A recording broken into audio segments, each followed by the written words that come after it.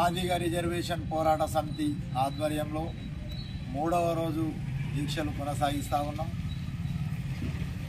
స్థానిక శాసనసభ్యులు కానీ స్థానిక ఎంపీ సురేష్ శెట్కర్ కానీ ఇంకా ఎలాంటి ప్రకటన చేయకపోవడం చాలా తీవ్రంగా ఖండిస్తూ ఉన్నాం. మార్కెట్ కమిటీపై వెంటనే ప్రకటన చేయాలని కోరుతూ ఉన్నాం. నారాయణఖేడ్లో గత 2 రోజుల నుంచి దీక్ష చేస్తూ ఉంటే కూడా ఇంకా కాంగ్రెస్ పార్టీ ఎలాంటి ప్రకటన చేయకపోవడం దారుణంగా తీవ్రంగా వ్యతిరేకిస్తూ ఉన్నాం.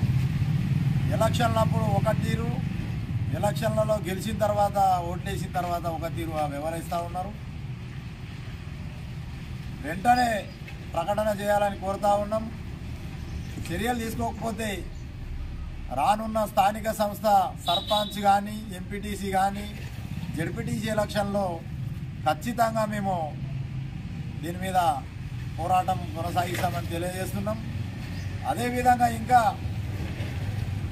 స్థానిక ఎలక్షన్లు సర్పంచ్ ఎలక్షన్లు అయినాక పెడదాం అనే విధానంగా కూడా పుకార్లు వస్తూ ఉన్నాయి.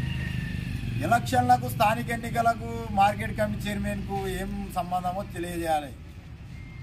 ఎందుకంటే ఇప్పటికే సమయం కాలక్షేపం జరుగుతూ ఉన్నది. అదేవిధంగా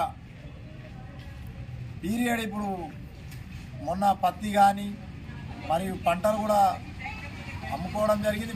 ఇప్పుడు మళ్ళీ కొత్త పంటలు వస్తూ ఉన్నాయి. మరి మార్కెట్ కమిటీ చైర్మన్ లేకుండా ఎట్లా చేస్తూ ఉన్నారో దీనికి సమాధానం చెప్పాలి. అదే క్రమంలో కేవలం దళితులకు వచ్చిందనే ఉద్దేశంతో ఎస్సీలకు వచ్చిందనే ఉద్దేశంతో దీన్ని నాన్సే ధోరణి చేస్తూ ఉన్నారు. ఇది చాలా తీవ్ర పరిణామాలు ఉంటాయి. మీ పార్టీకి కూడా గౌరవం దక్కే విధంగా పార్టీ బదలం కాకన్నా ముందే మీరు దీని మీద తీసుకుంటే మీకే మేము కృతజ్ఞతలు తెలియజేస్తాం.